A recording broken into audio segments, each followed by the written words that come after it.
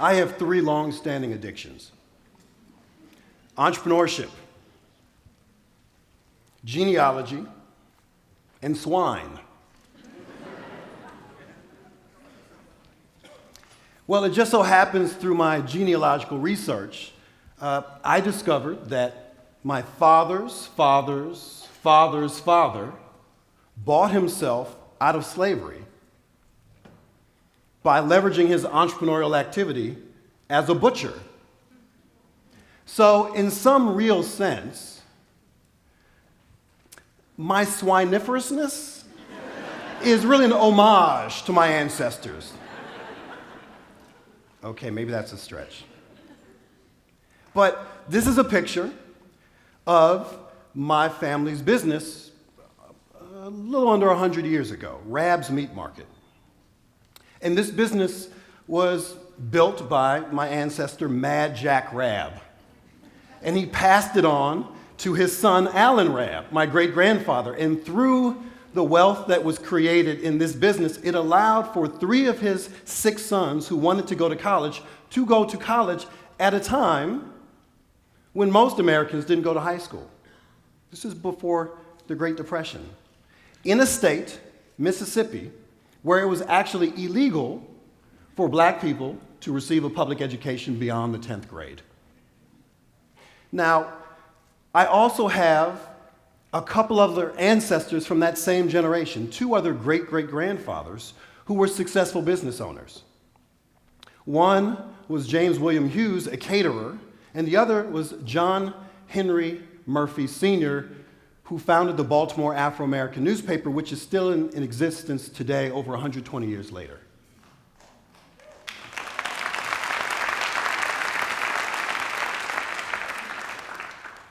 Two of these 3 men were born property, and through their entrepreneurial activity, were able to create success through business that helped themselves, their families, and their communities, and successive generations, including me. So I honestly don't know. I know this is perhaps sounding overly dramatic, but maybe I wouldn't be here today if it wasn't for entrepreneurship. Maybe. But let's step back and talk about that word. So one way to look at entrepreneurship is just by thinking of it in 7 simple words: limited resources applied to commerce through innovation. Pretty straightforward. But then we have to ask ourselves, what is innovation? Because innovation is hot, it's sexy, it's on a lot of people's lips, but no one wants to define it. Well, I like to define it very simply as that which creates value through being new, different, and better. But it has to be all 3. But I'm going to say something here kind of shocking. Innovation is not good. Yeah, I said it. I'm going to go on the limb, out on a limb even further towards blasphemy, and say that neither is entrepreneurship. That's crazy talk, Chris. What are you talking about? But, from that perspective, you could also say, well, neither is failure or death. But all 4 things are imperative. They're all forms of change. They're part of progress. So let's just take, for example, failure in business, okay? It sucks. Now, we can talk about entrepreneurship on a lot of different levels, right? We can talk about it on a policy level. We can talk about it on a programmatic level. We can talk about it on a practitioner's level. But there's another level that I wouldn't wish on my worst enemy. And that is when you are sitting around the Thanksgiving table, surrounded by loved ones, all of whom have invested thousands of dollars in your startup, a business that may not, start up. That's bad. Oh, it's bad. But that type of failure, it's invaluable. It's an invaluable teacher, precisely because it is a painful form of change. But granted, Most people don't start businesses for that reason. They don't go into business for change. They go into business for dollars. Right? I mean, that's why people go into business, to make money. But there's this growing subset of humanity that call themselves social entrepreneurs. Now, social entrepreneurs, you've heard of them, right? Maybe they've been known as other terms. But these are folks who are actually trying to leverage commerce to have social change. They're about social impact. That's what they're about. They are not about the bottom line per se. Their business is not exclusively about making money. It's about other things. So we call these a lot of different things.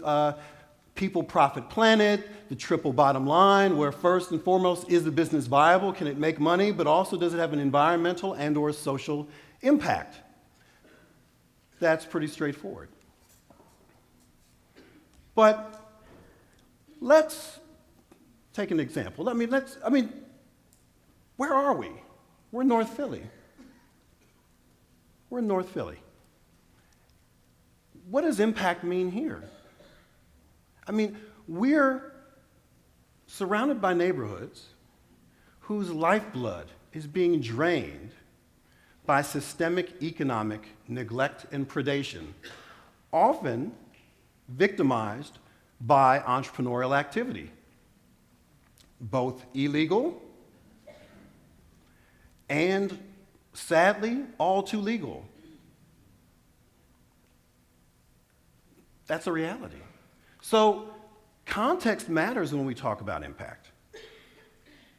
So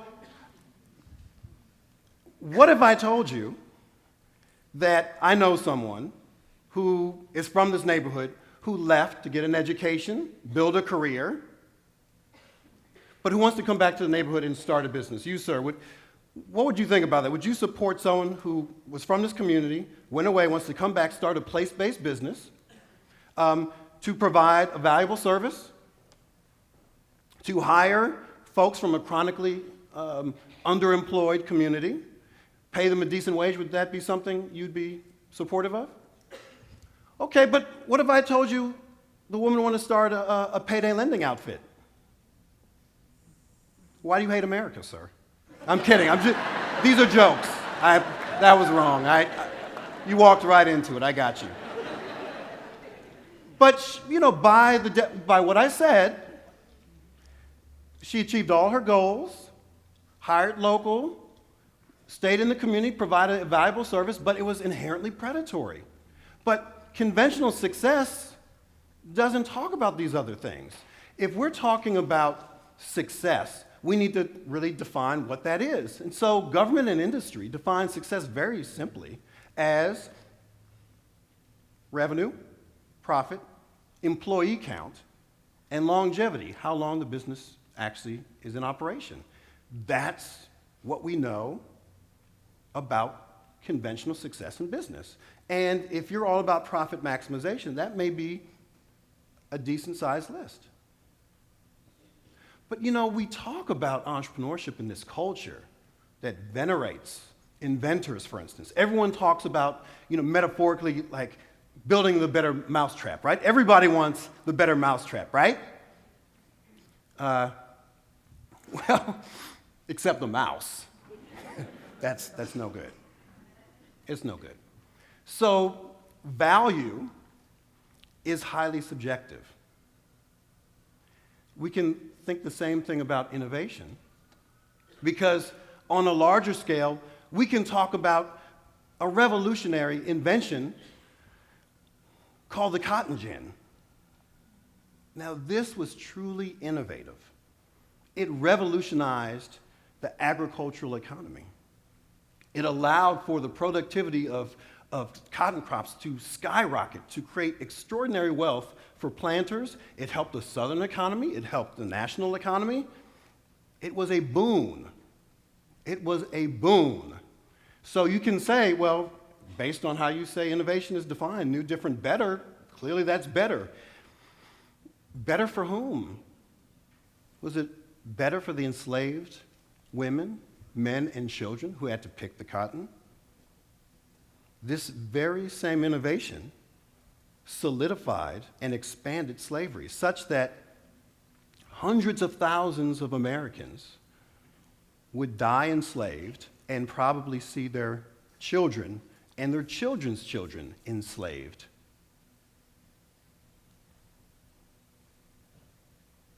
That's the context. That's the context. You know, we are right down the street from the Liberty Bell, not far away at all. There, the founding fathers forged documents that enshrined in our culture, our society, the pursuit of happiness. The pursuit of happiness, life and liberty, independence from oppression, and at the same time, built wealth off the backs of enslaved laborers. Now, there wasn't just a conversation about what was good for everyone. It was essentially those folks who were already benefiting. But there's still this underlying talk that was the basis of what we call the American dream that essentially was the basis of what we call meritocracy that never really existed.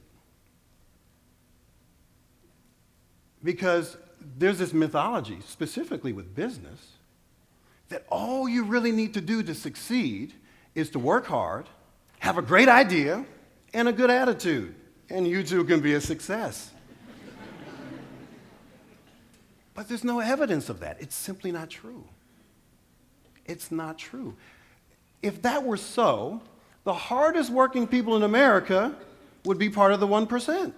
And in fact, there wouldn't be a 1%. Think about that. What else is at play? The reality is, the playing field is not level. It's not level. Now, this is a very personal topic for me as a genealogist, as a father, because right down the street, Independence Hall, there were a bunch of men coming together to determine the destiny of this country. And one of those guys I discovered was my ancestor. Actually, the guy sitting at the purple table, under the guy with the yellow fedora, that guy. So that wasn't the big news, though, because we all have 128 great-great-great-great-great-grandfathers. We all do, every one of us. He was just one of them. But what I discovered doing more research about this family was that they were one of the largest slave traders in America. They were essentially venture capitalists to the highly entrepreneurial field of slave trading. They owned plantations, and on one of those plantations in Jamaica, they plucked a little girl named Barbara Williams in the 1780s, and they brought her to Manhattan to work in the Livingston homesteads, beautiful mansions in lower Manhattan and summering along the Hudson River upstate, where there was slavery.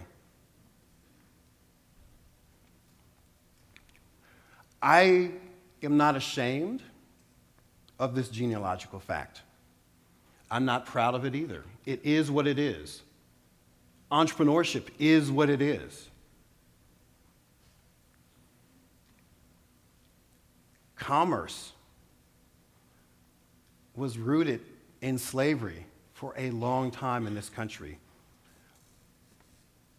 How do we process that going forward? What is the context within which we have to figure out how history impacts the present and the choices we make for the future? we have to decide collectively, what are our shared values, truly? And if we believe in democracy, how can we democratize entrepreneurial opportunities so that every crazy, hard-headed person out there who wants to start a business has a decent chance of succeeding and ideally creating a business that will more likely help sustain communities rather than prey on them? That's a choice we can make. We can move away from this kind of really insipid idea of doing good while doing well and bump it up to doing well by doing good. It's an important distinction that we have to think about. So this is what I want you to do. I want you to think about entrepreneurship differently. I want you to think of it like tofu. Think about it. Tofu tastes like whatever you cook it in. Am I right? It's true. What do you want to cook your entrepreneurship in? Malice, greed, inhumanity? How about shared prosperity, love? We can do this. It's our charge. So, this is what we're presented with. There's one other thing we can do. A few other things, in fact. There's this notion that there are not enough entrepreneurs, that Philly is not producing enough businesses. Don't believe that. Our entrepreneurial sector in Philadelphia and in the nation actually should have fewer entrepreneurs. Yeah, I said it. But they need to be better trained. It needs to be more inclusive, representative of our wonderful diversity. And a higher percentage of them need to be socially responsible. Does that make sense? All right. We need to educate ourselves and others about this history, about the context. We need to debunk these myths out there about so-called meritocracy and just hard work will allow you to succeed. We need to illuminate the truths around these issues. We do need to challenge assumptions as well. But most importantly, we need to advocate for the type of entrepreneurship that lifts all boats, that's not predatory, that's sustainable, that's inclusive, that's just like the society we want for ourselves. I call this Commonwealth entrepreneurship. And Commonwealth enterprises are entities whose very existence builds and protects community assets. And when we think about community assets, it is wealth. The basic essence of capital is wealth that creates more wealth. But we think about this only in a financial sense. We think about it in terms of economic capital. But there is wealth out there, non-financial wealth, that creates more and more and more. And it's the very thing we care about most. It's all the things worth living. Clean air, water, energy, quality education, a participatory democracy. Any one of these things we do not want to live without. This is what matters. This is what we want business to foment and not destroy. This is our charge. This is our charge. We need to get away from this mentality of scarcity and embrace abundance. Abundance is what we have here in this room, here in this moment. We have that. All the things we care about most, all the things we would do with that money are abundant. Our creativity. You've seen that today. We are here because we stand on the shoulders of those who came before us, people who made social movements that allowed us to come together in this diverse audience in this moment. We owe it to them to create a brighter future for ourselves and for the next generation. Thank you.